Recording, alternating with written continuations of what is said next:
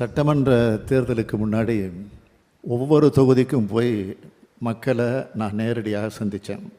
அந்த நிகழ்ச்சிக்கு உங்கள் தொகுதியில் ஸ்டாலின்னு பேர் வச்சோம். கொளத்தூர் மட்டும் இல்லை, தமிழ்நாட்டில் இருக்கிற எல்லா தொகுதிகளும் என்னோட தொகுதிகள் தான் என்ற எண்ணத்தோடு அந்த பயணத்தை தொடங்கினேன். மேடையில் எனக்கு பக்கத்தில் ஒரு பெரிய பெட்டியை வச்சு அதில் பொதுமக்கள் தங்களுடைய தொகுதிக்கான தேவைகள், கோரிக்கைகள் இதெல்லாம் எழுதி போடலான்னு சொல்லி அதில் எழுதி போட வச்சோம். ஆட்சிக்கு வந்த 100 நாட்களுக்குள்ளே அதை சாத்தியமாக இருக்கக்கூடிய எல்லா காரியங்களையும் நிறைவேற்றி காட்டுவேன்னு சொன்னேன். உங்கள் முன்னாடி அந்த பெட்டியை பூட்டி திராவிட முன்னேற்ற கழகத்தினுடைய தலைமை நிலையமான அண்ணா அறிவாலயத்தில் பாதுகாப்பாக கொண்டு போய் வச்சோம். உடனே எதிர்க்கட்சிகள் என்ன பேசுனாங்க, இவங்க ஆட்சிக்கு வரப்போகிறதில்ல, இந்த பெட்டியும் திறக்க போகிறதில்ல அப்படின்னு இருமாப்பில் கேலி பண்ணாங்க, கிண்டல் பண்ணாங்க. ஆனால் பொதுமக்களான நீங்கள் திமுக மேலேயும் என் மேலேயும் நம்பிக்கை வச்சு அந்த கேலி மனிதர்களை தோக்கடித்து எங்களுக்கு பெரிய வெற்றியை தேடி தந்தீங்க. ஆட்சிக்கு வந்ததும் உங்களுடைய மனுக்களை கவனிக்கிறதுக்காகவே புதுசாக ஒரு துறையை உருவாக்கினேன். அந்த துறையோட பெயர் உங்கள் தொகுதியில் முதலமைச்சர். என்கிட்ட கொடுக்கப்பட்ட மனுக்கள் துறை வாரியாக பிரித்தோம். அதிலிருந்து நடைமுறை சாத்தியமுள்ள 2,29,216 மனுக்களுக்கு உடனடியாக தீர்வு கட்டோம். மக்கள் வச்ச கோரிக்கைகளில் சாத்தியமுள்ள அனைத்தையும் நிறைவேற்றியிருக்கோம்.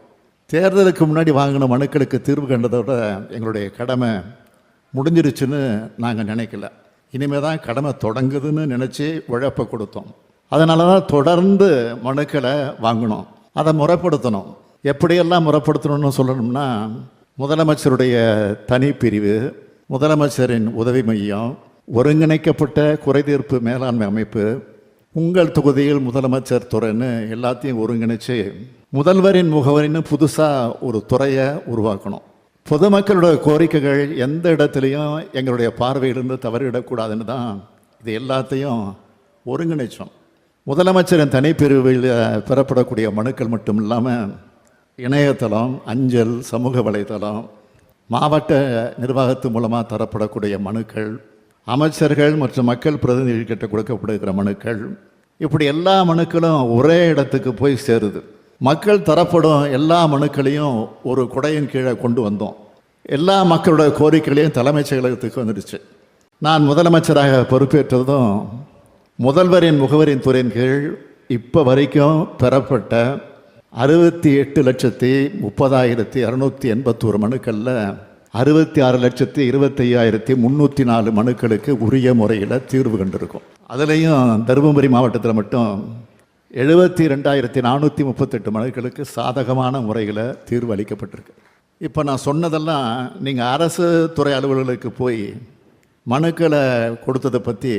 ஆனால் அந்த நிலையை மாற்றி பொதுமக்கள் அதிகமாக அணுகிற முக்கியமான 13 அரசு துறைகள் நகரங்களுக்கும் கிராமங்களுக்கும் நேரடியாக போய் மக்களாகிய உங்ககிட்ட உங்கள் ஊர்லேயே மனுக்களை வாங்கி பதிவு செஞ்சு அதுக்கு 30 நாட்களுக்குள்ளே தீர்வு காண நான் உத்தரவிட்டேன். அதன்படி உருவானது தான் இந்த மக்களுடன் முதல்வர் திட்டம். முதற்கட்டமாக மாநகராட்சிகள், நகராட்சிகள், பேரூராட்சிகள் மற்றும் நகர்ப்புறங்கள் ஒட்டி இருக்கக்கூடிய கிராம ஊராட்சிகளில் இந்த முகாம்கள் நடத்தப்பட்டுச்சு.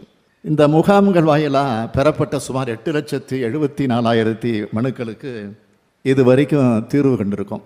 இந்த தருமபுரி மாவட்டத்தில் நகர பகுதிகளில் 3,107 மனுக்கள் பெறப்பட்டு 30 நாட்களில் 1,868 மனுக்களுக்கு சாதகமான முறையில் தீர்வு அளிக்கப்பட்டிருக்கு.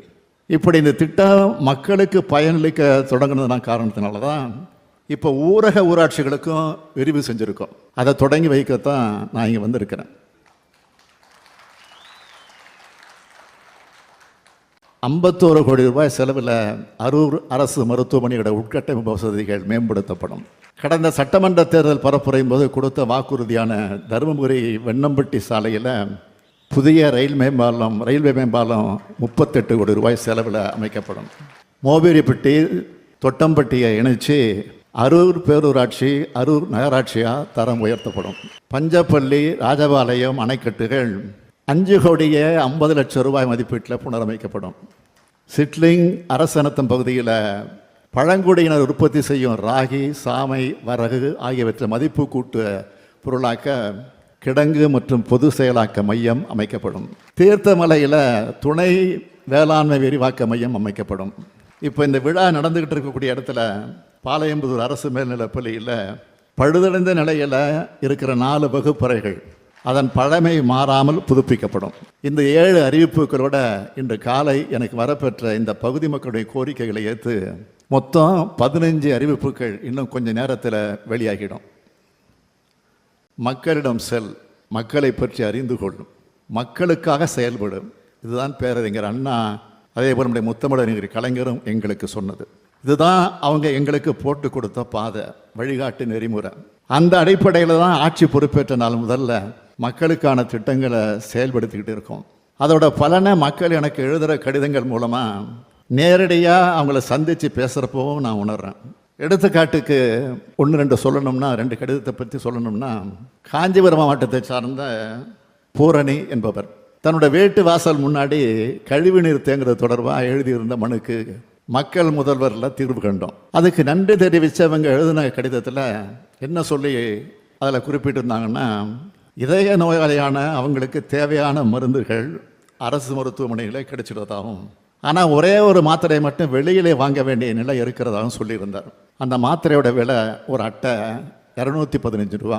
ஒரு நாளைக்கு 2 மாத்திரைன்னு ஒரு மாதத்துக்கு 60 மாத்திரை சாப்பிடணும். கலைஞர் மகளிர் உரிமை திட்டத்தில் கொடுக்குற 1000 ரூபாய் இதுக்கு ரொம்ப உதவியாக இருக்கிறதாகவும், கடந்த 8 மாதமாக இந்த தொகையில் தான் மருந்து வாங்குறதாகவும் அந்த கடிதத்தில் அவங்க சொல்லியிருந்தாங்க. அடுத்து தூத்துக்குடி மாவட்டத்தை சார்ந்த ஜீனி வேதமுத்து என்பவர் எழுதின கடிதத்தில் கடந்த 20 ஆண்டுகளாக செப்பனிடமாக இருந்த கைலாசபுரம் செட்டியூரணி சாலையை சீரமைச்சு கொடுத்ததுக்கு நன்றி சொல்லியிருந்தார். சொன்னதை செய்வோம், செய்வதைத்தான் சொல்வோம்னு தலைவர் கலைஞர் சொன்னார். இந்த திராவிட மாடல் அரசை பொறுத்த வரைக்கும் சொல்லாததையும் செய்வோம், சொல்லாமலும் செய்வோம். பெரிய பெரிய திட்டங்களை மாவட்டத்துக்கு தேவையானதை திட்டமிட்டு செஞ்சுக்கிட்டு தரோம். பொதுமக்களோட தனிப்பட்ட கோரிக்கைகளையும் கேட்டு செயல்படுத்தி கொடுக்கறது மூலமாக எல்லோரும் மனநிறைவு அடையும் ஆட்சியாக நம்மளோட கழக அரசு செயல்பட்டு வருது. பல்வேறு நலத்திட்டங்கள் மூலமாக ஒவ்வொரு வீட்டுக்கும் ஏதாவது ஒரு பயன் கிடைச்சி அதில் அவங்க பலன் அடைஞ்சிக்கிட்டு இருக்காங்க. அதே மாதிரி மக்களுடன் முதல்வர் திட்டத்து மூலமாக யாருக்கும் எந்த குறையும் இல்லை என்ற நிலையை உருவாக்க நாங்கள் இப்போ பாடுபட்டுக்கிட்டு இருக்கோம். இப்படி மக்களுக்காக செயல்படுறது எதிர்க்கட்சிகளுக்கு பொறாமையும் எரிச்சலையும் ஏற்படுத்துது. அதனால அவதூறுகள், பொய் பிரச்சாரங்கள் மூலமாக இந்த ஆட்சியை கெட்ட பெயர் ஏற்படுத்த நினைக்கிறாங்க. வாக்களித்தவங்க, வாக்களிக்க மறந்தவங்க என்ற எந்த வேறுபாடும் பார்க்காம எல்லா மக்களுக்குமான அரசாக நாம் செயல்பட்டுக்கிட்டு வரோம். ஆனால் இதே பெருந்தன்மையை மற்றவங்க கிட்ட பார்க்க முடியல. தமிழ்நாட்டில் தொடர் தோல்வி, படுதோல்வி அடைஞ்ச பிறகும் அதிலிருந்து ஒன்றிய அரசு இன்னும் பாடம் கற்றுக்கல.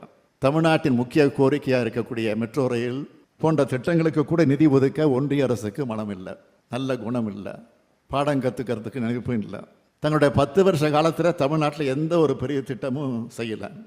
ஒன்றிய அரசு என்பது விருப்பு வெறுப்புகளை கடந்து எல்லா மக்களுக்குமான பொதுவான அரசாக செயல்படணும் என்பதை இனியாவது அவங்க உணர வேண்டும்னு தமிழ்நாட்டு மக்கள் சார்பில் கேட்டுக்கிறேன். திமுகவை பொறுத்த வரைக்கும் நாங்கள் மக்கள் கூட இருக்கோம், மக்களாகி நீங்கள் எங்கள் கூட இருக்கீங்க. இதுதான் எங்களுடைய வெற்றியின் ரகசியம், இதுதான் தமிழ்நாட்டு வளர்ச்சியின் ரகசியம். மக்களுக்கு உண்மையாக இருந்து உண்மையாக வளர்ச்சியை உருவாக்குவோம். இந்தியாவோட முதன்மை மாநிலமாக இருக்கிற தமிழ்நாட்டை உன்னதமான சிறந்த மாநிலமாக உருவாக்கி காட்டுவோம் என்று உறுதி கூறி என் உரையை நிறைவு செய்கிறேன்.